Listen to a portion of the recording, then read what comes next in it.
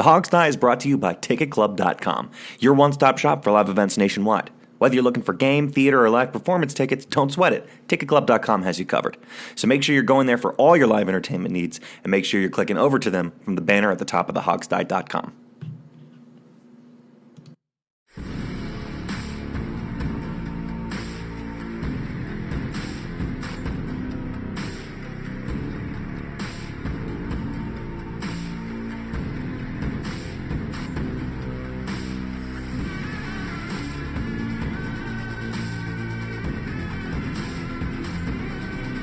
By fans, for fans, the Hog Style.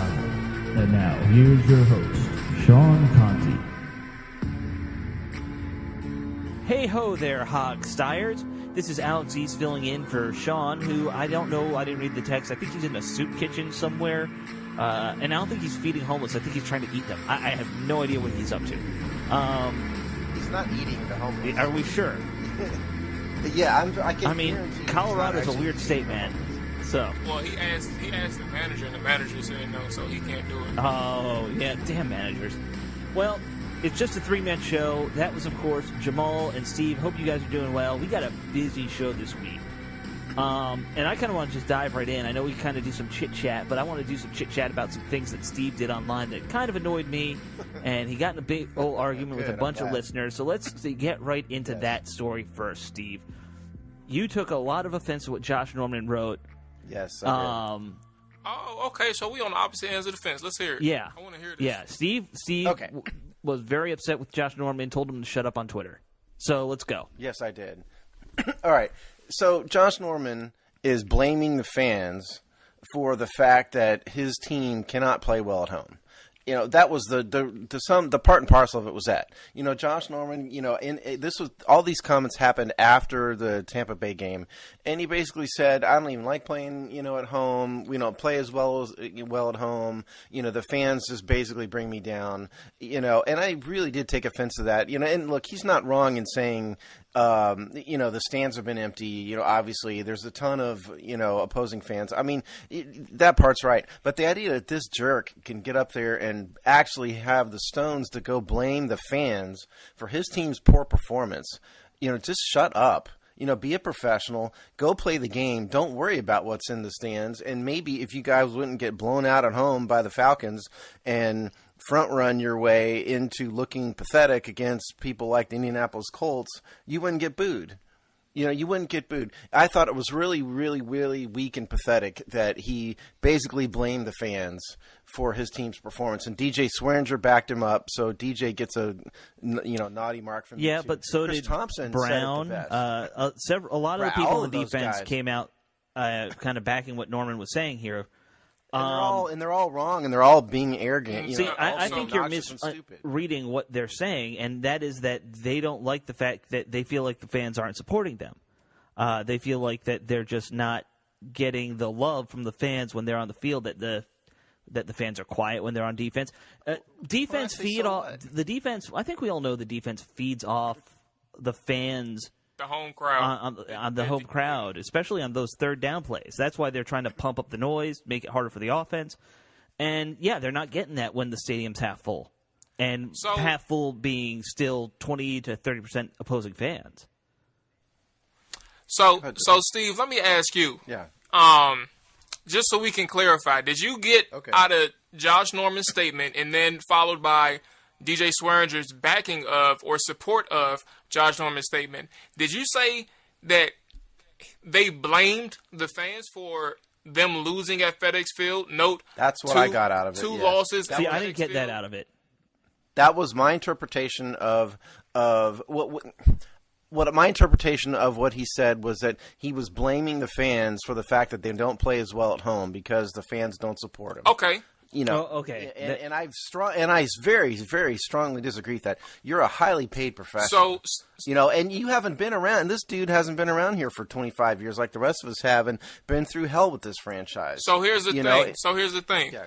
You say that they're blaming the fans, but they're not blaming the fans for anything outside of the fact that they're not getting support. Not blaming the fans for why they're losing, not blaming the fans for why they're unsuccessful at home, but they're blaming the fans for their lack of involvement in terms of participation, trying to create a home field environment and things like that. There's some fickle fans that's out there that do exist. There's no way to get around that because it is fair. Now, again, Steve, let me ask you, and not putting you on the spot because it is, but go ahead. Put me on the spot. when was the last time you've been to a home field game, a home game at FedEx? Because I know it's been forever. All right, so I don't live there anymore. Yeah. So all you see, a lot of the times, you see pictures. You see pictures online on Twitter when people take pictures of the stands. You see pictures taken, like, and you hear it, like last year, the Vikings was in town. You heard the Skol chants everywhere in the stadium. So you see these pictures, you see these videos. That's not fake. Like, that's real. That's 100% real at the stadium.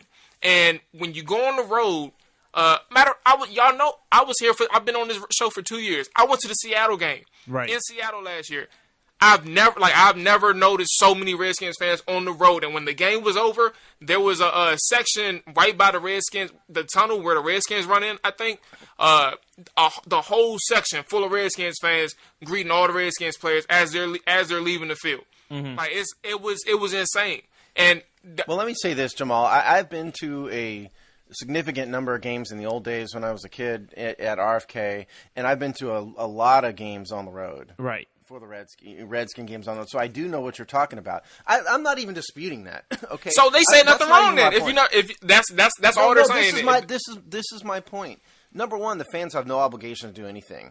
And the idea that this professional athlete is actually going to call out fans who don't have a job. We're there to be entertained. Period. Assumptions. If you want to cheer, cheer. If you want to boo, boo. If you want to just sit there and chat with your friends and drink beer and eat hot dogs, at $300, an hour or whatever it works out to, do that. But these players need to play no matter what the fans are doing or not doing. And the idea, and Josh Norman really was saying we don't play as well. He was saying I don't play as well at home. We don't play as well at home because we don't get the love from the fans. Well, that doesn't matter. We don't owe you, Josh. We don't owe Josh Norman anything. We're the fans, and we're the we are there to be entertained. So all right, I get what you're saying, but I feel like at the same time, there's no hedging. Like, if you go to a game to support your favorite team, what is the point of going to the game, spending X amount of dollars just to sit there and watch it and not be involved in some aspect? But you know as well as I do that people do that. Oh yeah. So yeah. And so here's the thing. I used to be a point where I was younger and I was going to games. I'm all involved. I'm involved on offense, defense. I'm involved. As I got older, I got more reserved in terms of defensively. I have made noise like in the second half of games, but in the first half, you won't see me making noise. I'm sitting there watching the game. I'm observing. I think we all go through that stage. In your early 20s, you're willing to get riled up, and then you get older and that stops happening. Particularly when you have a website that does nothing but analyze Redskins every day. And to be honest, that's true because I've been to one game before Hogstad, like, as I've gotten older, and I was in 2015 with the Rams, and that was one thing. But was that the shutout game, or is that 14? No, this was that shutout game was 14. Okay. Home against the Rams, we won Gotcha. in 15. But yeah, my whole point is, Steve, is just the fact that some people come to these games. They don't, even if they do spend the money, they don't get involved. There are certain crowds that Josh Norman was talking about, and that the people who supported him, that's the reason why they backed him. Because there are certain people, not including the fans who come there, who spend their well-earned money and who are very great fans, and not the people that go on the road and support them. Those are clearly the people that they're not talking to, but they're talking about the people who would say they'd rather not go to the game if they had the option to, or they'd go to the game and they wouldn't be involved. They don't care about becoming a factor or creating a sense, a great environment to make the offense, the opposing offense, a little bit more difficult to compete. So that's how I feel it. So the thing about this whole story that sticks out to me, because I'm always trying to look at big picture. These players don't understand what fans went through for the past 25 years, and that's true too. They shouldn't really have to. I understand that. we should be real. The fans should be out in force. This team's 6-3. That's a great start. Fans should be excited. But I think fans have seen this show so many times where, hey, it's a great start, and then it crashes and burns. That you're not going to see fans jump in to react anymore like we used to.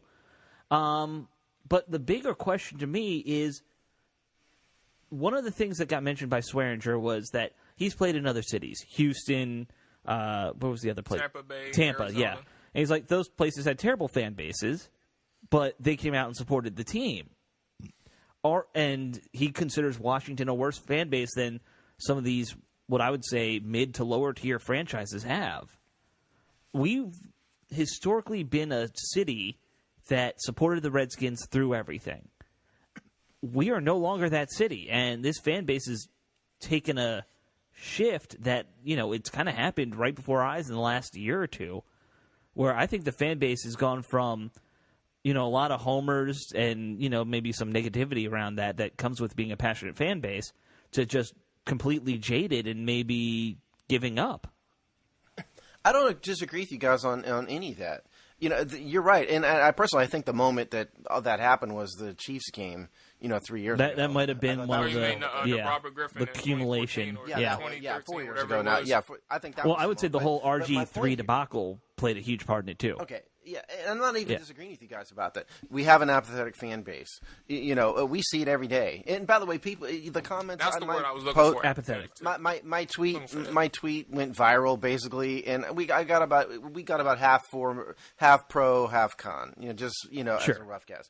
But my point here is that players have no business criticizing fans and telling fans that blaming fans for anything that has to do with their on-the-field performance. That's what really got me. He was really saying we don't play as well at home because we don't get the love from the fans. Even if that's true, you're a professional.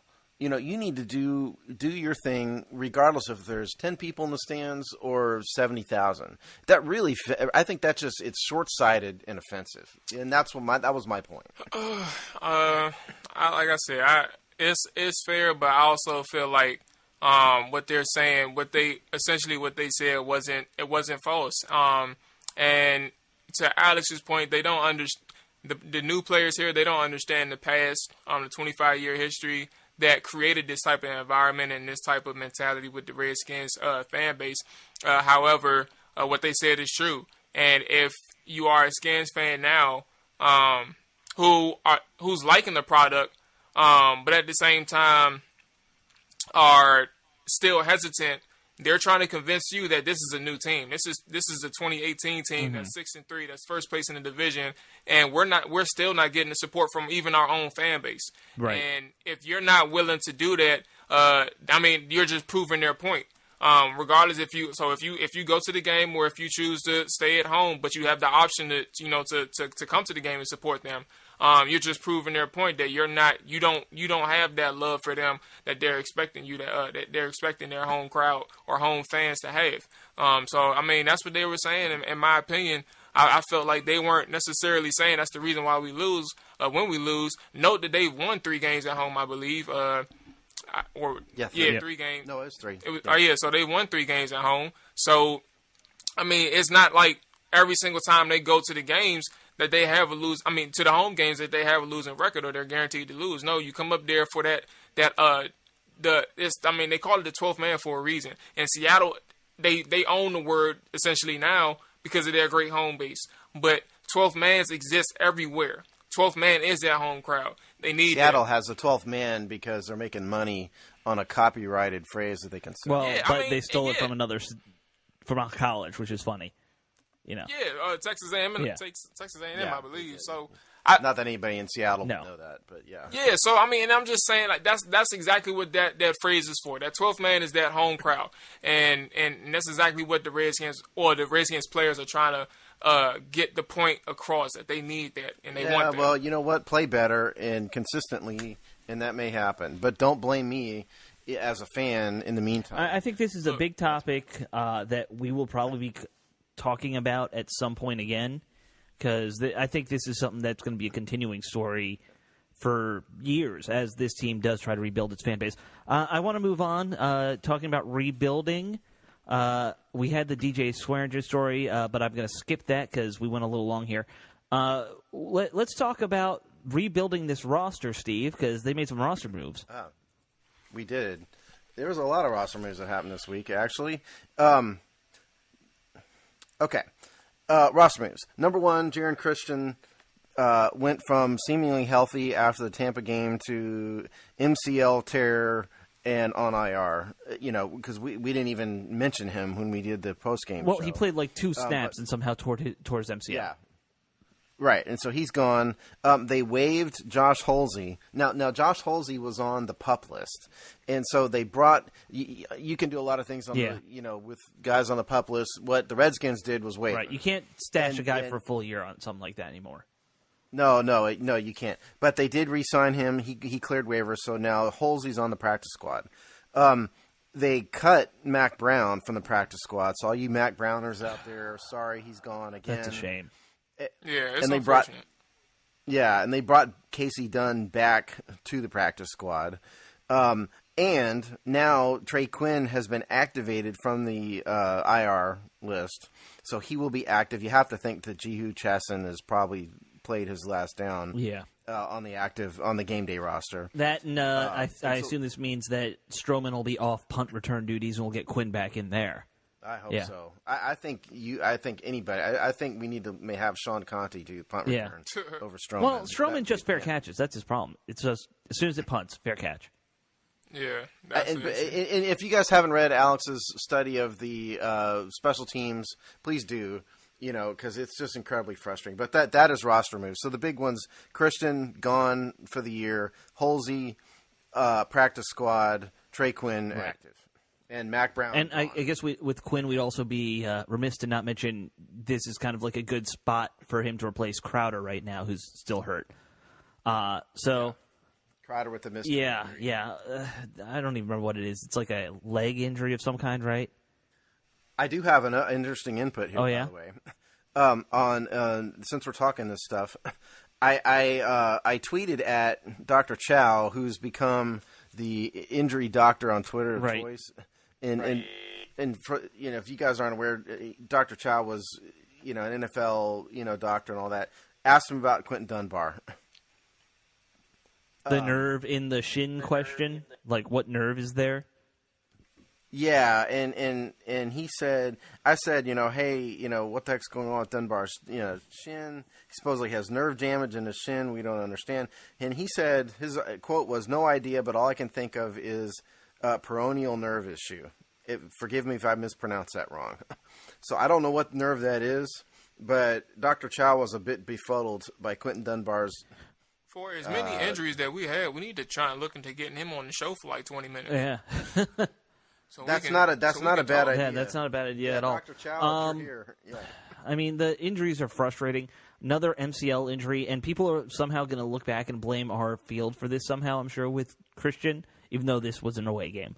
So, that's what happened. I'm beginning to – I think Christian – I mean, the conspiracy theory Oliver Stone out there would say Christian came down with a phantom baseball 60-day DL injury. Right. Because hey kid, we're redshirting you.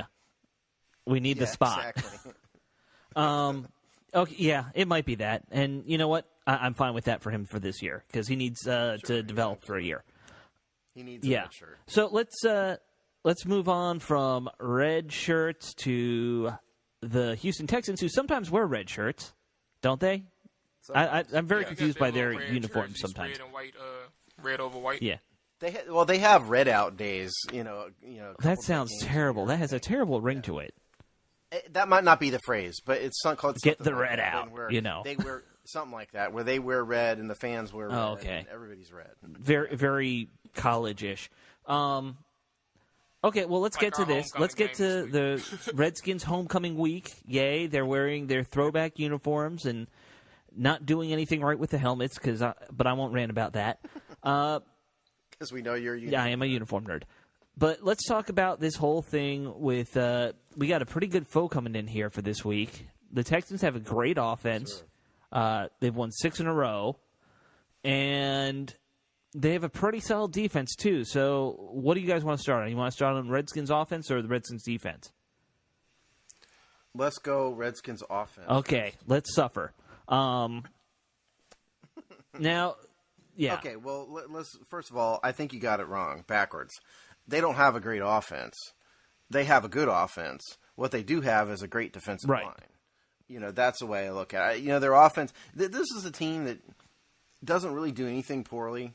They're a pretty good team all around. I'm not sure they do anything great with the exception of their defensive line. Just to throw some basic numbers at you, by some measures, this is the best run defense in the league. First in rushing yards per attempt. They're only giving up 3.6 yards per attempt on the ground. They're seventh in points.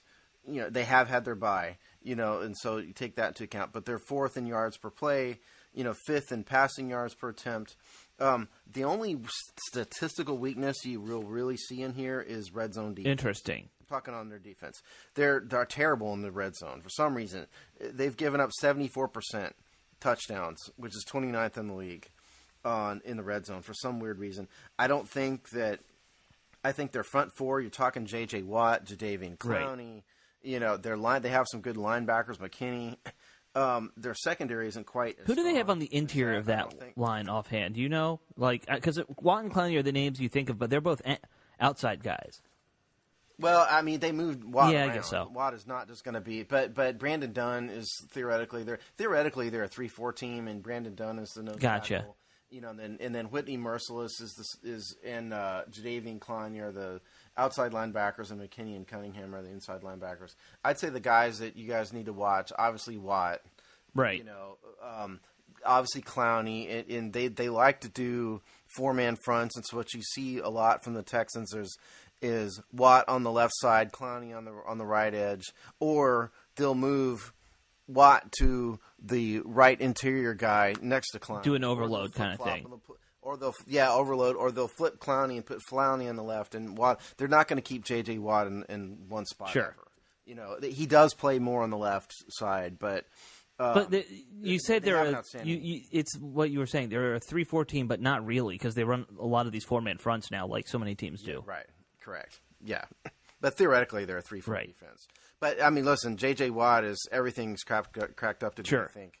He's got 9 sacks on the year. I'll tell you the one thing I noticed, and then I'll shut up, about the Texans' defense is they miss a lot of tackles on run defense.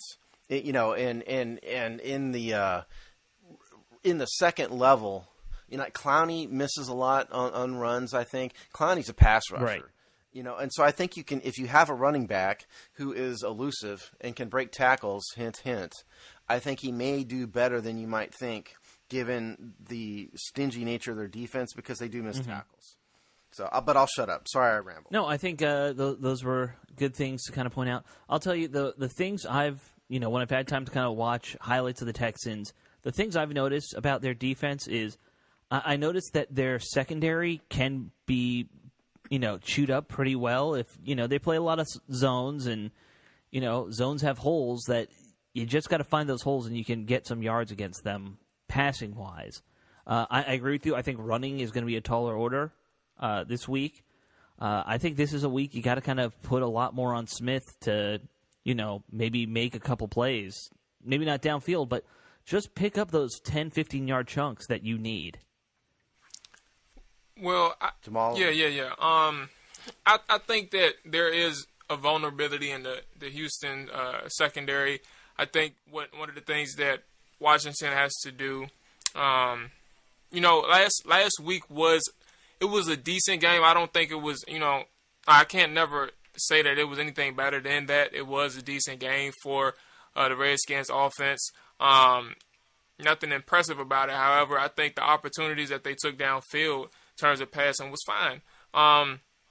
The only issue is that when you go against a 6-3 team, that's more likely. Well, that's overall a better defense than the Buccaneers. Sure. And then they're just a better team than the Buccaneers. They find ways to win. They don't find ways to lose. You just have to execute more. You have to hit those. You have to hit more. First off, you have to eliminate the stupid penalties. And you have to make sure that you execute more, and you have to hit those passes downfield, anything between the 10 to 15 yard variety. So, with that being said, There's it's going to be hard to run against them. I think they're the 9th ranked defense in terms of stopping the run. Or I know they're top 10, I believe. Well, they're 6th in rushing yards, 1st in rushing yards per attempt, and 9th in total yards. Yeah. So all right. So the 9th ranked defense, total defense. So it's not necessarily now. One thing I do remember in the past, it may be different now because the edge support has gotten significantly better with Houston. But at one point in time, the way you beat Houston on the ground as a rushing offense is you ran directly at J.J. Watt. And this is something that was successful in the past. I have not, Steve, I'm pretty sure you watched some film. I have not watched any film this year. But my suggestion, just going off my memory of how you used to attack Houston's defense, is you can run again. You can run on them. You just have to be consistent, and you have to run at J.J. Watt. I did notice that, and J.J. Watt can over pursue. Right. Because he's very aggressive, and he's looking to to get into the backfield on run plays. And yeah, I think if you run at J.J. Watt in the right way, and you can make him over pursue, you need a quality blocking scheme to do that. But I think it can be done. I think you're absolutely right. Lead blocking works. Actually double team at the line of scrimmage. Just to make sure you can get him out of a hole, one of the gaps. It's a few ways that you can attack. Obviously, we don't have a fullback, but at the same time, you do have people who can play the H-back role. Jeremy Sprinkle works. Ryan Anderson works. Yeah. Things like that to help create lanes for this offense. Again, edge support may have gotten better, where it's going to be hard to run to the sideline, from sideline to sideline against this team, which also means it makes it even more critical that in between the tackles, whatever that they do, I'm pretty sure it's going to be power schemes, a whole bunch of power schemes, because that's what they do best. Make sure you execute well and you keep the mental mistakes to a minimum. Now, it's an interesting thing you mentioned there. We haven't seen them use any of the H-back, fullback lately. They were doing it in the early part of the season. They've gotten away from it, which I'm surprised with the injuries. Because they don't have too many goal line. They don't have too many goal line. Yeah, they that's used true. it like once or twice last week with Ryan Anderson.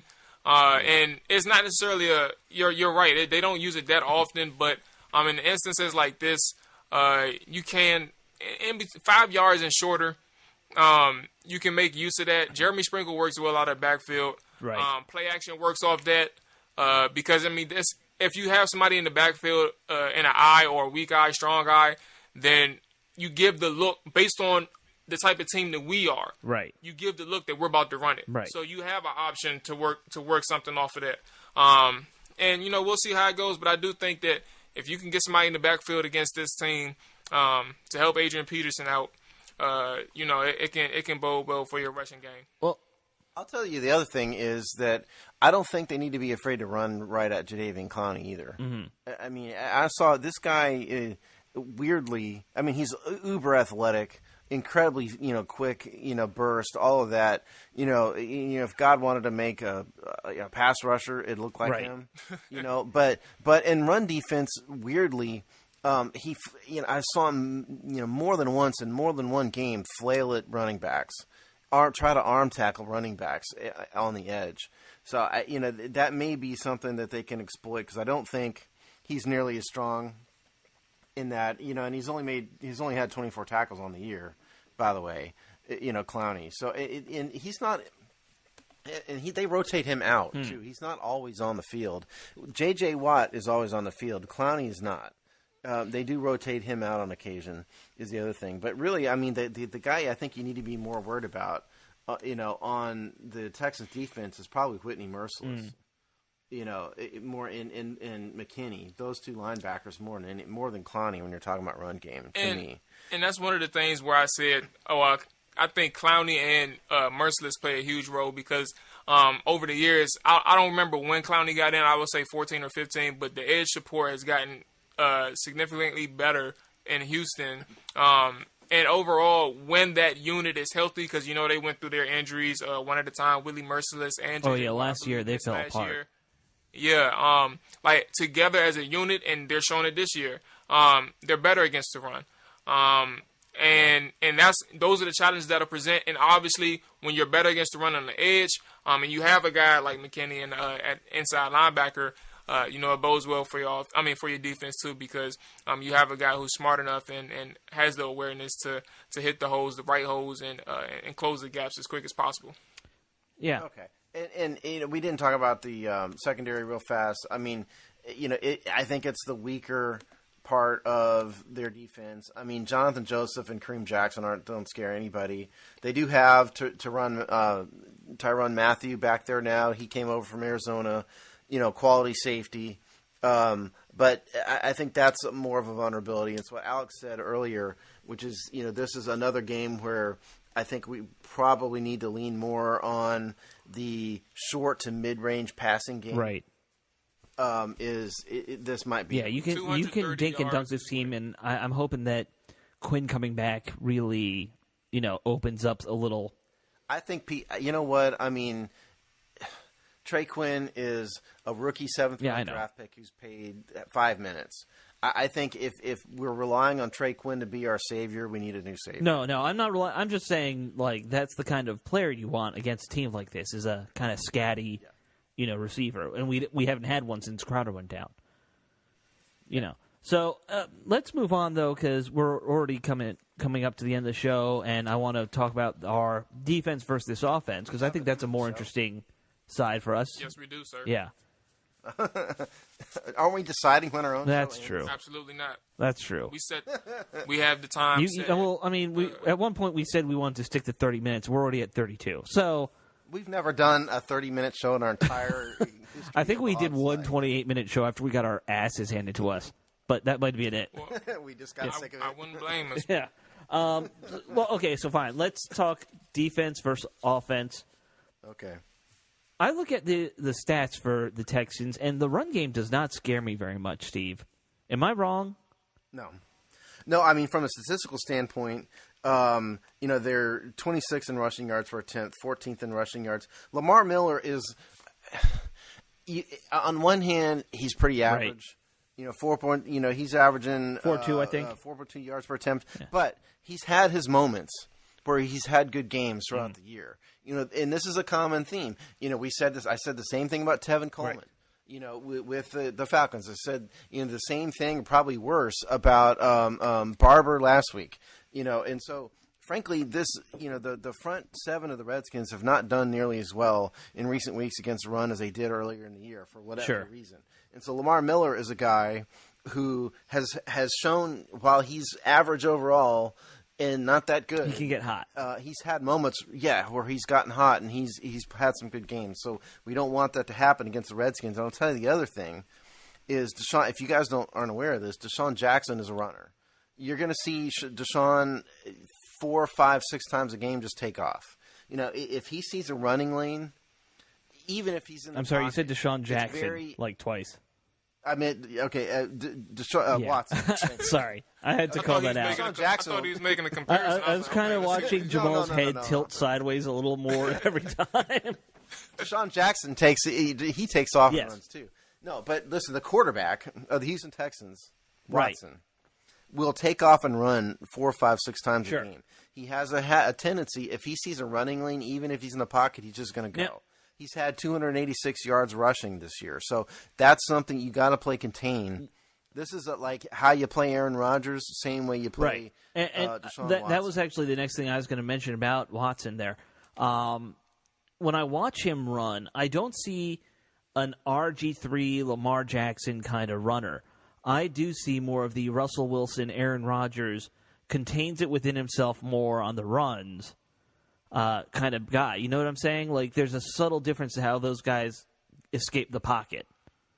Well, see, Deshaun is I get your angle. And I would say, just to add, I think Deshaun is a guy who he doesn't necessarily look to run. No, he doesn't. Like he escapes the pocket to throw. Right. And he moves around to throw the ball. He's not looking to run first. That's exactly. That's not the type of player he's become. But then if he has to run, he can get you. Yeah, he does it about 5 times a game. Yeah, and that's one of the things that the Redskins will have to keep in mind, and I'm sure they know, obviously. But you have to stay sound in coverage because once you break down and you start chasing after Watson, he can make plays with his arm. Yep. And that's another thing with when you have an experienced receiver coming in Demaryius Thomas, and you have a guy in Hopkins, DeAndre Hopkins. When you have two receivers who one is experienced, even though he hasn't played with you that long, but you have another guy who's played with you for 2 seasons now, and the chemistry is there. He knows how to work with you off schedule, and this is something that is worth looking into. Not worth looking into, but it is something that the Redskins need to be aware of in terms of coverage back end. However, the front end, I don't know if they're going to look towards keeping a spy. I don't even think that's worth it, to be honest with you. You don't always need a spy in between the 20s. Right. Dallas played it well inside the 20. You had a spy in the linebacker, Jalen Brown, whatever his name is. But the linebacker who did an excellent job in spy coverage. So I think when it comes to the front end the front end, it's going to be more so interior pressure that keeps Deshaun Watson in the pocket. And that's going to be a big game for Jonathan Allen and Ioannidis and Payne. Sure. So. I don't think you necessarily need to spy Watson, but I do think the backers need to stay home.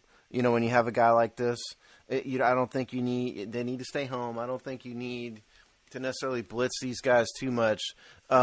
Because I think and Watson is a decent quarterback, in the pocket, 65% completion. I'd venture to say he's even a good quarterback right now. Yeah, but DeAndre Hopkins makes him look good. And the truth of the matter is that Will Fuller was really almost their number one guy until he got hurt. He's gone. Yeah. Yeah, but Demaryius Thomas comes in. He provides something totally different than Fuller did. Fuller was a little speed demon, and that's not what Demaryius is. Demaryius is more of an X. He's lengthy, is what he is. He's lengthy. He's big. He's really more kind of an X or Z receiver. I think. But they're just getting used to each other.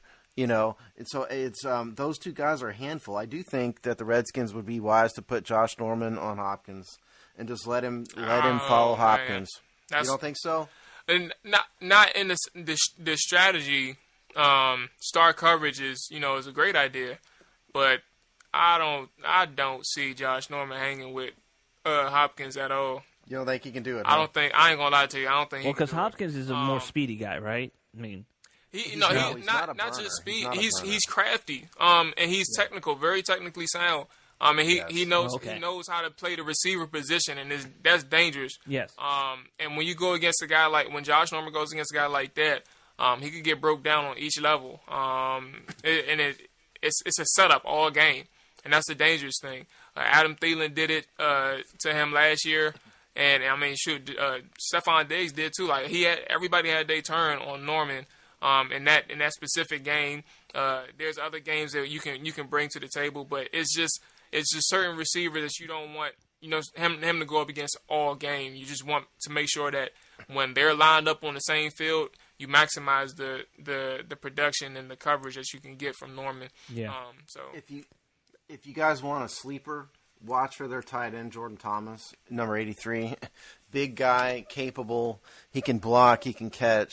I think he's becoming more of a weapon. Particularly, our linebackers have run hot and cold this year. Talking about Mason Foster and Zach Brown. And so, they were better last week, I guess. But, watch last week they used a lot of Harvey Clemens, too. And the team's been using a lot of Josh Harvey Clemens more and more recently, if you haven't noticed.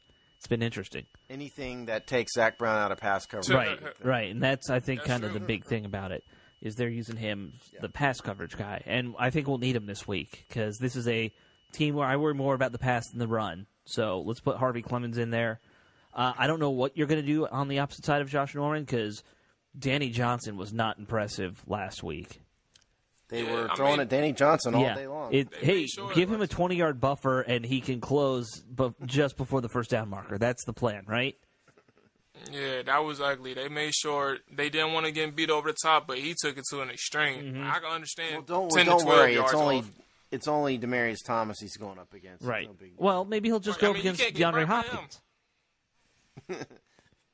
Again, I think Jamal and I disagree. I put Norman on Hopkins. Yeah, and I like the idea of star coverage. It's just more so the person that we have. That's fair coverage. enough. Yeah.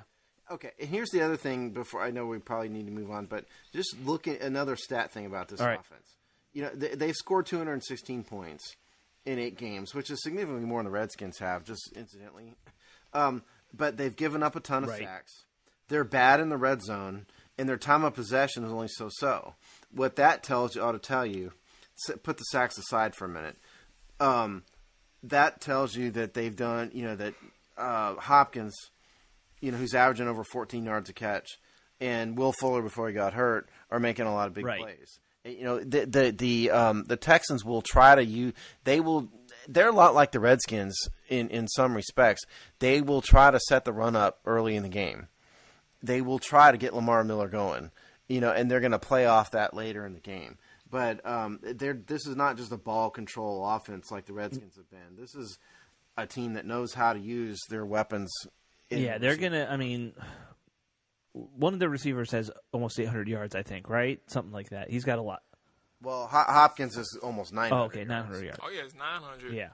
Yeah, he's at 894. Yeah, so, they're clearly going to their receivers a lot. When you've got a receiver almost who's probably going to break 1,000, you're halfway through the season, that's a good year. But all the same, their run-pass balance is pretty close. 286 pass, 274. That's crazy. This is not a Tampa Bay just air it out constantly. And part of the reason is why their offense. If you want a vulnerability on their offense, it's their offensive line stinks. They've given up 30 sacks on the year. None of these guys should scare. You're right, Ryan Kerrigan. Sure. I think that's a vulnerability. I think John Allen and Matt Ioannidis, Alex's boyfriend, Matt Ioannidis, those guys can feast on this offensive line. You mean sack leader for the Redskins, Matt Ioannidis? Yeah, and Alex's, partner and future husband, Matt Ioannidis. But Julian Davenport, who? Kendall Lamb. What? Yeah, exactly. Those are their tackles. So there's vulnerabilities there in the offensive line. They can create pressure. Just go get them is what you're saying. Go get them. Yeah. Yes. Turn those guys loose. Okay. Well, I'm going to turn you guys loose in a minute, but first we got to do our predictions for the game. I did not have time to look up what we guessed. I'm going to guess we all leaned win on this one early on in the year, but I honestly don't remember. To be perfect. Yeah, I'll give you guys a minute. I'll just take the bullet and start. Okay. I think that I feel good about this one for some reason, and I have no reason to feel good about this one. But the Redskins' defense really kind of, despite injuries, put on a great performance versus Tampa, really schemed up well for them. I think we see a similar thing this week, and I'm going to go something like Redskins 17 and Texans get 10. All right. I guess I'll go because Jamal's more right than me at these times. You guys keep saying that. I'm over. I don't think I got one right. That's true. Yeah, you've because I've been bad this year too. But last year you were better. Look, the Texans have had their moments. They scored 42 points against the Miami Dolphins. They ran the score up against the Colts. It was a team that the Redskins looked terrible against. But that having been said, it is in D.C. And I would like to think that given all the trash that members of our defense that we talked about before talked, they better bring it is what you're thinking. They better bring it. Yeah, they better be ready to bring it. And so I'd like to give them the benefit of the doubt here. In this game, the Texans are favored. At least when I looked up the line early in the week for the written game preview, the Texans were favored by 3 early, and that was the opening line at least. But I'm going to give the Redskins the benefit of the doubt on this one. I don't think the offense is going to score too many points, because we just can't. We don't do that. We don't score a lot of points. But so I'm going to say it's a low-scoring game. The Redskins are going to pull this one out. Something to the effect of 20-17. All right. Yeah. All right. Well, I don't have much of a difference in score when it comes to this prediction than Steve. So I'm not even going to go too far into it. I think that the Redskins find a way to pull it out at home, and it'll be an impressive defensive outing. In terms of scoring, I don't think we'll be able to stop them the whole game, but it will be impressive enough. I think the Redskins probably win 21-17, 2017 in that range as well. It's going to be hard to see them putting up more than 21 points against this defense. And Sean Conti texted us beforehand, and he said he predicts that the Texans are going to win by a score of 52-3. Okay. Oh my goodness. We'll put that in there. No, Oh my goodness. put Sean. Sean might not have actually said that, but that's the prediction we're going to give for him. Fair enough. All right. Well, that about does it for this week's show. I want to thank everybody for listening, of course. Keep following us on all the social medias that use social media every day, because I know you're not at work doing actual work. You're just surfing Twitter, you lazy bastards. But, yeah, keep following us anyway, because... If you disagree with some of the crap I speak on Twitter, please feel free to comment. We need to argue with more people, so, argue with us, please. I enjoy being also, go to our website, start reading our blog posts and start commenting with the commenters. Just ignore them if they piss you off, because they... We need new commenters, because the ones we have are terrible and they suck. So we need to get a lot of them do ones. suck. Some of them I like that Steve hates, and some of them Steve loves that I hate. But that's how it works in this world. And we also love podcast ratings as well. Yes. Please keep rating us on iTunes and whatever other podcast apps you're listening to us on, because people listen to us on a lot of things. And by the way, if you're a certain company who thinks you have a copyright claim on our intro music, please don't. You don't have one. Please stop. Yes. That's an inside thing that no one will hear. Never mind. Talk to y'all later.